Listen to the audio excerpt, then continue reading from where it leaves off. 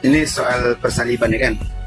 Itu saya dengar-dengar di ceramahnya pendeta-pendeta macam Esra Alfesoru, pendeta banyak lah, pokoknya saya sudah lupa nama pendetanya kan. Katanya kalau kita ikut Kristen, ikut itu Nabi Isa, kalau kami bilang kan, dosa kita sudah ditanggung. Apa benar kan? Kalau memang kayak gitu, aku pun juga maulah. Nanti kita enak-enak aja, ngapain aja di dunia gitu kan. Dosa kita sudah ditanggung toh. Oke. Teman-temanku, Shalom, berjumpa lagi dalam YouTube channel Tanya Aja, Pasti Ku Jawab. Berikut ini kita akan menyaksikan sebuah diskusi di mana Muslim berkata bahwa dia ingin menjadi orang Kristen saja, sebab menjadi orang Kristen sudah pasti ke surga sekalipun hidup di dalam dosa. Benarkah demikian? Saksikan video ini dan dengarkan bagaimana penjelasan Agatha dan semoga memberikan pencerahan ya.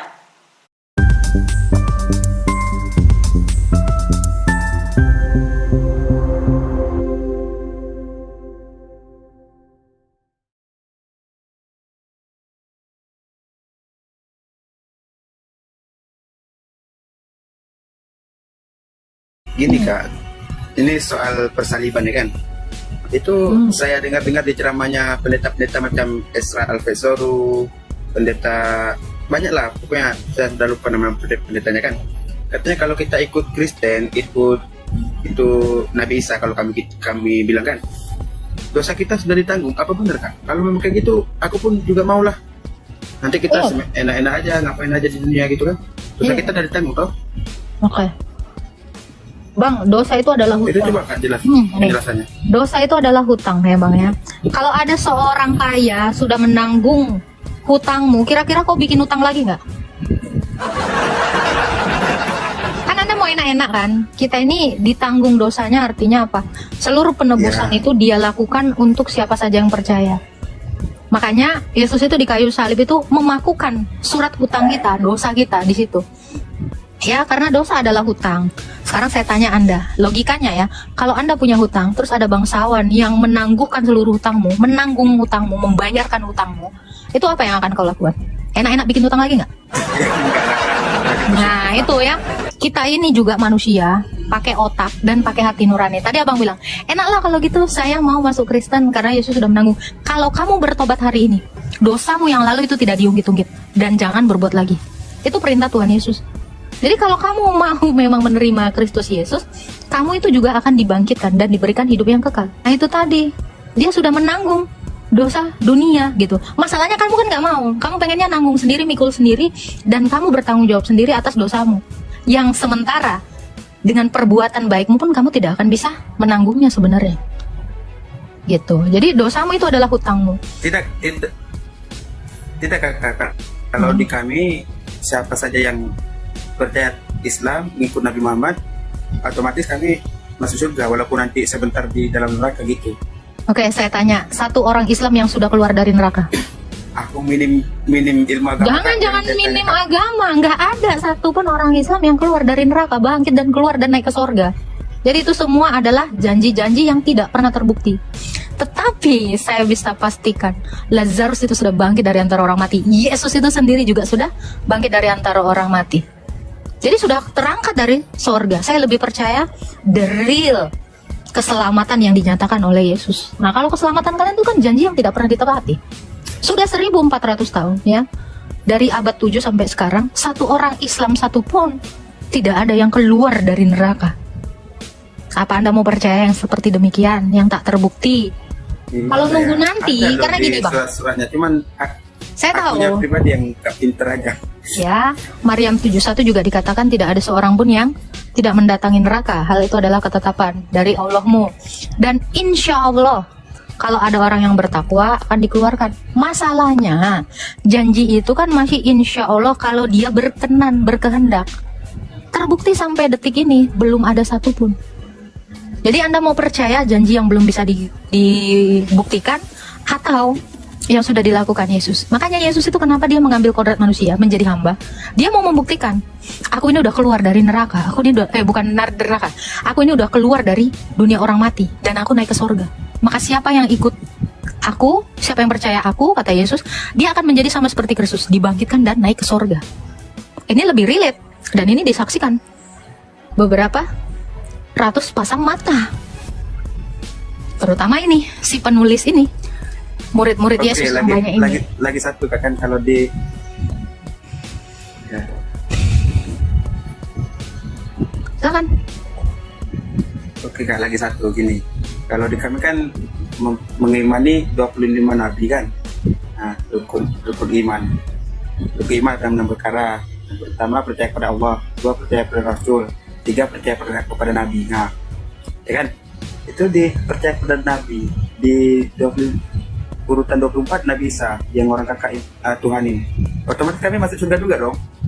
Atau kami juga mengikuti ajaran Nabi Isa tuh. Kata Yesus gini, percaya atau iman tanpa perbuatan hakikatnya mati. Jadi kamu percaya dia ada, tapi kamu tidak melakukannya. Contoh bang, abang percaya, ibarat anda bilang percaya ini mau masuk surga. Anda percaya nggak air yang di dalam ini bisa menghilangkan haus anda?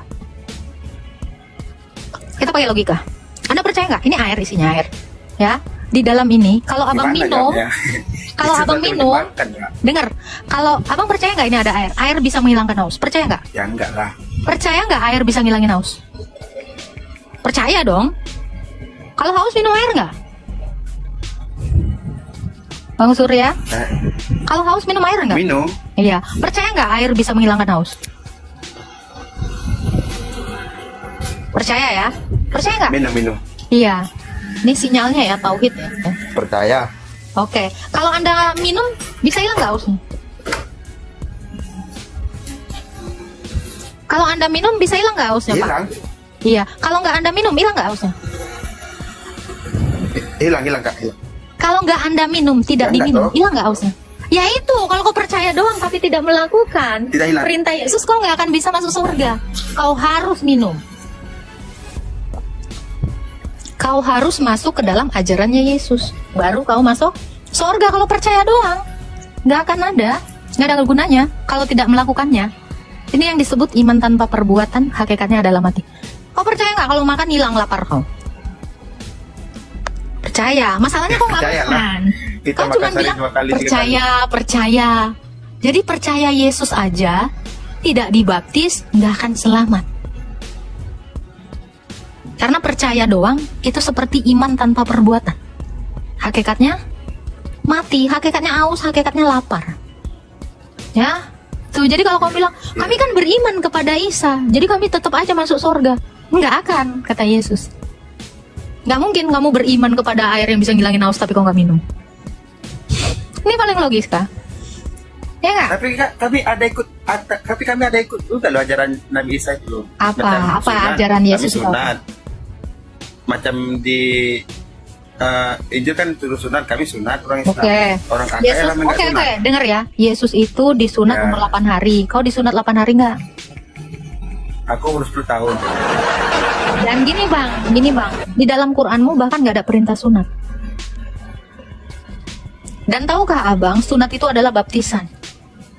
Itu kata Yesus. Atau tidak tahukah kamu semua yang disunat, kamu semua yang dibaptis telah disunat dalam Kristus.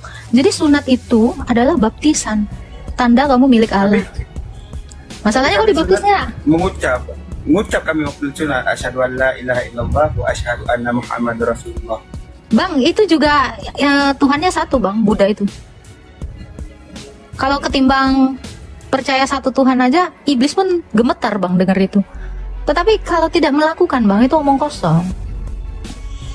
Gitu. Bisa nggak abang disebut Islam, tapi abang cuman di KTP doang dan abang nggak mengerjakan perintah Allah? Aku sholat Kak. Aku dan saudaraku di Siantar ramai juga yang Kristen, saudara dari mama. Saya tanya Bang Surya. Ya. Saya tanya Bang Surya, apa Allah itu perintahnya cuma sholat? Banyak. Oke. Bisa nggak abang disebut Islam kalau hanya menjalankan satu perintah Allah saja?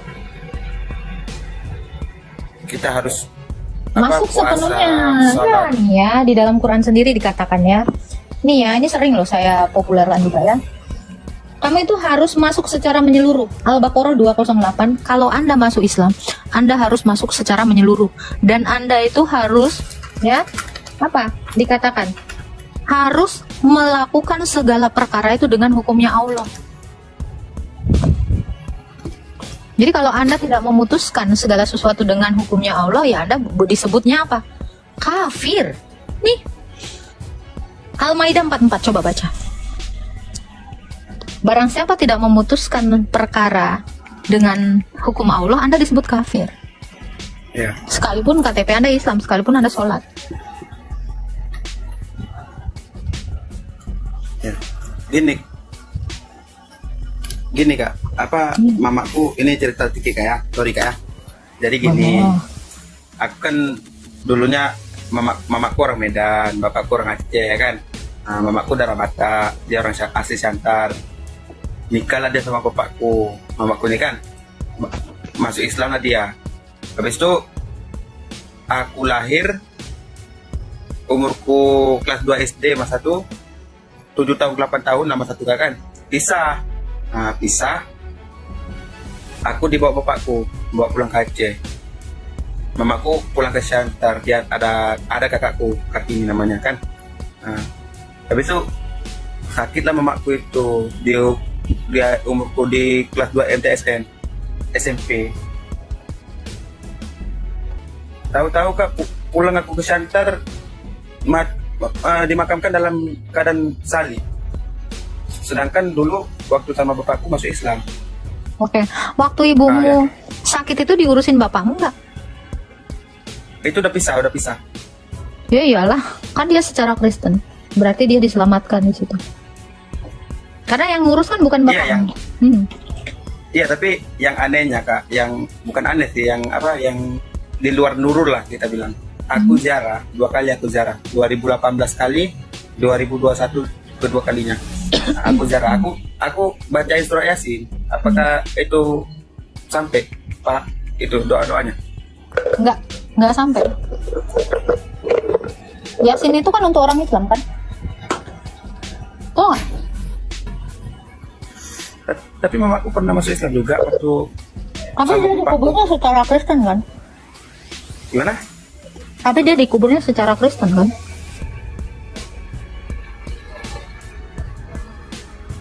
Iya. Dia Betul Kak. karena gini bang, doa orang mati itu nggak bisa sampai doa pada orang hidup. Orang-orang yang percaya kepada Kristus, ya. Orang-orang yang percaya kepada Kristus dikatakan di dalam Yohanes 11 ayat 25 mereka tetap hidup. Kira-kira bang, ini saya kasih analogi. Mayat mendoakan Anda yang hidup itu bisa nggak kira-kira?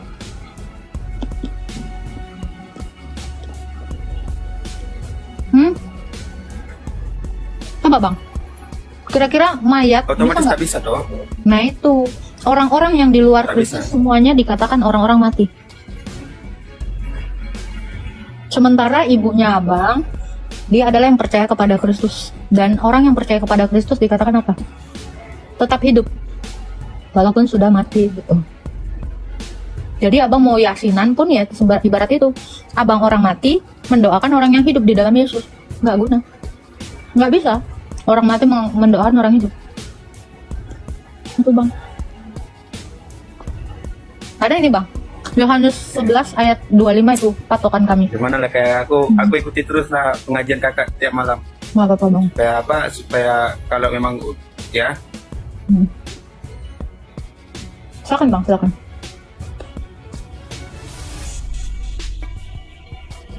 Pokoknya tiap malam aku ikuti terus pengajian kakak ini. Kira-kira apa yang abang tangkap?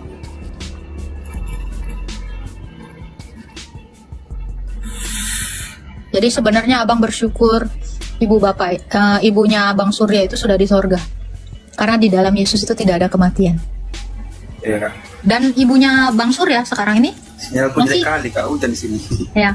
Sorry Kak. Dan ibunya Bang Surya sampai sekarang ini masih memandang Bang Surya. Dan mungkin ibunya Bang Surya yang mendoakan abang. Semoga anakku ini juga menerima Yesus dan selamat seperti aku. Pasti itu yang dikatakan ibu abang. Beruntungnya Bang Surya punya ibu yang bisa mendoakan Anda. Bukan Anda yang mendoakan ibu, tapi ibumu sekarang yang mendoakanmu. Karena ini kisahnya sama seperti di dalam Lukas 16 ya. Ada orang kaya dan ada orang miskin yang namanya Lazarus. Dan orang kaya itu karena dia tidak percaya kepada Yesus, dia dibawa ke neraka. Dan dia berdoa kepada 4 saudaranya yang lain supaya jangan seperti dia, ikutilah seperti Lazarus, ikutilah Yesus. Pasti ibu abang juga begitu. sedang mendoakan abang di sorga dan berharap supaya Bang Surya juga menerima Yesus, supaya bersama-sama dengan ibu Anda nanti di kerajaan sorga. Gitu Bang. Ya Kak, amin. Aku pun selalu berdoa supaya jumpa sama mamaku. Aku sayang kali aku lupa sama mamaku. Mamanya Bang Surya itu udah di sorga Bang. Abang kalau mau jumpa ya abang harus ikut mama abang, ngikutin Yesus. Tapi Di luar kami selamat dari- juga loh Kak. Di luar dari Yesus kalian gak ada yang selamat. Serius, ini serius Bang. Karena Yesus itu satu-satunya yang telah turun dari sorga dan terangkat ke sorga. Dan ini dilihat banyak orang. Sementara Bang, orang-orang yang Islam yang mati, itu tidak ada satupun yang bangkit dari kematian dan naik ke sorga. Nggak ada satupun. Jadi abang juga nggak punya dasar untuk mengimani abang itu masuk sorga.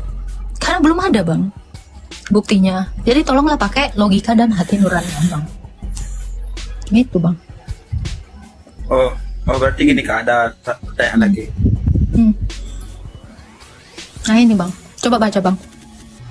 Ya. Dan keselamatan tidak ada di dalam siapapun juga selain di dalam Dia, sebab di bawah kolong langit ini tidak ada nama lain yang diberikan kepada manusia yang olehnya kita dapat diselamatkan. Dia di sini adalah Yesus.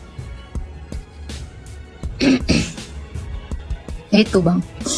Jadi kalau abang sayang banget sama ibu abang, abang ikutilah seperti ibunya abang. Ibunya abang ini sekarang ini di sorga.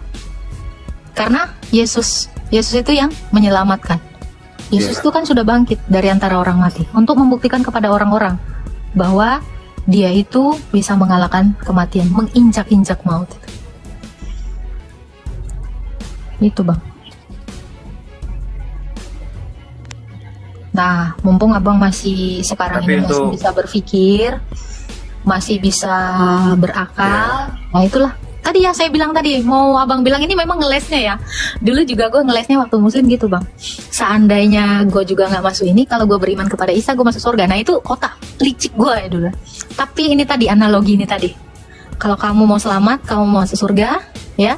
Sama seperti kamu yang adalah orang haus, kalau kamu mau sembuh hausnya, minum. Ikuti Yesus. Bukan hanya sekedar percaya. Karena iman tanpa perbuatan, percaya tapi tidak melakukan, hakikatnya mati. Abang percaya nggak Tuhan itu ngasih rezeki kepada abang? Percaya? Kalau abang kerja dapat nggak? Nggak kan? Harus dilakukan kan? Tuhan yang buka jalan. Dapat toh gaji. Ya kalau abang nggak kerja, dapat gaji? Iya, Dipecat ya? betul. Ya. Itu. Jadi Tuhan Yesus itu Bang di Alkitab juga apa? Dia yang menurunkan hujan bagi orang yang jahat maupun orang baik. Dia yang memberikan sinar matahari bagi yang adil maupun yang tidak adil. Coba. Tuhan Yesus tuh sekeren itu Bang. Nggak ada Tuhan yang sekeren Yesus. Dia benar-benar ketika dia bicara dia membuktikan loh Bang. Waktu Yesus bilang, akulah kebangkitan dan hidup. Dia bangkit dan hidup. Ketika dia bilang, aku adalah Allah, anak Allah. Dia beneran telah ada sebelum Abraham. Tahu nggak buktinya apa Bang? Dia bilang ya, Musa itu bertemu dengan dia. Dan dia buktikan, dilihat sama 3 muridnya. Elia dan Musa bersama-sama dengan Yesus bercakap-cakap di atas gunung Tabor. Ini tertulis di dalam Matius 17. Ketika Yesus itu bilang, sebelum Abraham jadi, aku telah ada. Dan Abraham itu bersuka cita melihat hari-hariku, kata Yesus. Bayangin. Dan dia membuktikannya. Jadi Yesus ini nggak sembarangan. Nih yang dibilang sama Agatha tadi nih. Oke. Lalu Yesus berubah rupa di depan mata mereka, wajahnya bercahaya seperti matahari dan pakaiannya menjadi putih bersinar seperti terang nih. Maka nampak kepada mereka Musa dan Elia sedang berbicara dengan dia. Lanjut 4-nya. Kata Petrus kepada Tuhan Yesus, Tuhan betapa bahagia kami berada di tempat ini. Tunggu, Petrus manggil dia apa? Tuhan. Oke. Wede. Betapa bahagianya kami berada di tempat ini. Jika engkau mau, biarlah kudirikan di sini tidak 3 kemah satu. Coba Bang, Petrus saja bisa melihat Musa dan Elia dibikin Yesus. Udah berapa ribu tahun tak? Coba Yohanes 11 ayat 20. Oke. Jawab Yesus, akulah kebangkitan dan hidup. Barang siapa percaya kepadaku, ia akan hidup walaupun ia sudah mati. Dan setiap orang yang hidup dan yang percaya kepadaku tidak akan mati selama-lamanya. Percaya engkau akan hal ini, Bang Surya? Karena Bentar dulu Bang, aku ikuti pengajian orang abang dulu. iya, karena ini itu pertanyaan Yesus kepada orang-orang yang ini sudah melihat kebangkitannya. Itu Bang, kalau saran aku memang bagus banget Bang Surya ini harus belajar. Tapi Bang juga belajar lah iman Islam Bang. Ada. Ngaji apa? Coba Bang, kalau di dalam iman Islam selama Abang ngaji, kira-kira bagaimana cara Allah menyelamatkan manusia? Pokoknya atas nama kita Islam, kita taat agama, kita ikuti perintah Islam, itu jaminan surga kita. Gitu. Masalahnya apa penjaminnya? Yang membawa Anda ke surga siapa yang menjamin? Apa jaminannya? Jaminan itu kan berupa barang atau sesuatu. Apa yang dijaminkan Allah kepada Abang? Ya amalan-amalan kita ini yang selagi kita masih bernafas di dunia ini. Amalan Abang itu Abang sendiri yang melakukannya. Jaminan yang diberikan Allah ketika kamu percaya sama Dia, kamu masuk surga. Apa jaminannya? Gini loh Kak, kita nih Contoh ya Bang ya. Abang mau pinjem uang sama saya. Abang menjaminkan sesuatu, apa itu? Rumah. Nah itu jaminannya. Abang akan membayarnya. Nah sekarang saya tanya, jaminan Allah kepada Abang itu apa? Dia memberi jaminan apa? macam mana mau jawabnya kayak? Pokoknya ada jawabannya, tapi aku aja nggak bisa. Ada jawabannya ada. Apa? Gak bisa aku ceritakan di sini. Kayak mana mau aku ceritakan ya? Nggak apa-apa, ceritain apa? Pokoknya kalau di kami ini ada rukun Islam, rukun iman. Nah, kita percayakan dua rukun itu, otomatis kita masuk surga walaupun kita nanti dimasukkan dulu di neraka. Yang melakukan rukun iman itu siapa? Memang udah dari sononya ada. Enggak, yang melakukannya siapa? Abang kan? Kita pribadi. Loh, berarti yang percaya, abang mau minjem, abang juga yang ngasih jaminan. Agama Islam. Tunggu. Ini ibarat kata gini ya. Karena amalan Abang itu yang menjamin Abang. Ibarat kata ya, Abang mau minjem duit sama orang, ya. Tapi uangnya itu pun ternyata uangnya Abang juga yang mau dipinjemin. Ini sama aja bohong kan? Karena amalannya itu Abang yang bilang, Abang yang mau minjem duit, tapi uangnya uang Abang juga.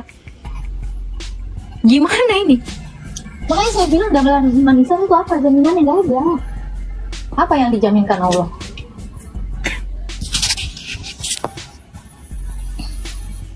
Nggak ada kan? Jaminan itu sesuatu loh Bang. Kalau orang Kristen itu ada, Efesus 1 ayat 13 sampai 14.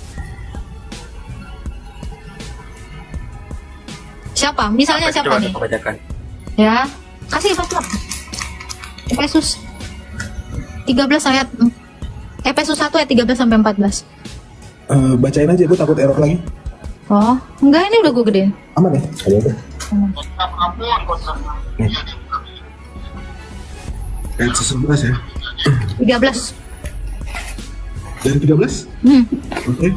Di dalam dia kamu juga, karena kamu telah mendengar firman kebenaran, yaitu Injil keselamatanmu. Di dalam dia kamu juga, ketika kamu percaya dimateraikan dengan Roh Kudus dan dijanjikannya. Dan Roh Kudus yang dijanjikannya itu.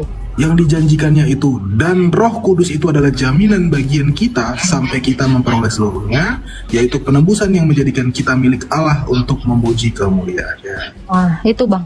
Jadi Allah itu sendiri, Roh Kudus itu adalah jaminan kami. Jadi ketika kami dibaptis, kami itu dijamin, dimateraikan. Tahu materai Bang, fungsi materai apa? Menguatkan kan? Ya. Jadi kalau kamu misalnya punya surat kuasa, ada materai, itu benar-benar berkuasa, nggak bisa diganggu gugat. Secara hukum Abang punya kuasa. Roh Kudus itu adalah materai. Masih muda loh Abang ini loh. Sedih ya Bang ya kalau nggak ketemu ibu ya. Kangen ya.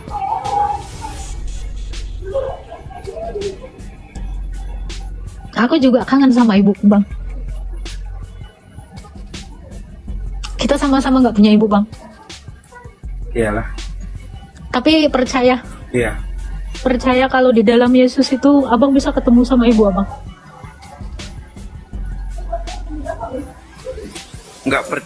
nggak masuk pun aku yakin lah bakalan jumpa sama mamaku nanti di surga.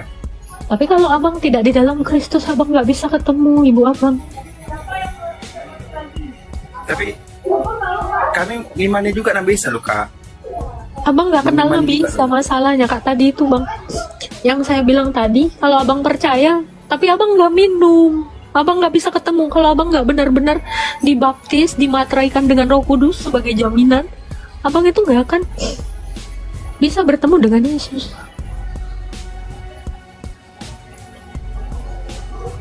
Nggak, seriusan, abang ini tuh masih muda. Saya tahu anak laki-laki itu paling dekat dengan ibunya. Itu tadi kak, makanya aku selalu ikut pengajian kakak.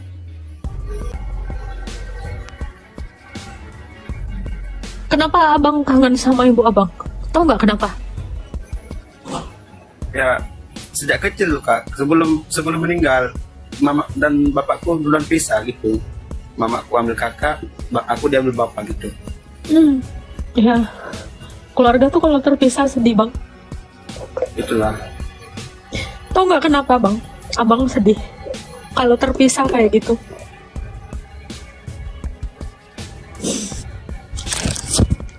Tahu nggak bang? Karena sebenarnya roh abang itu nggak menginginkan perpisahan bang.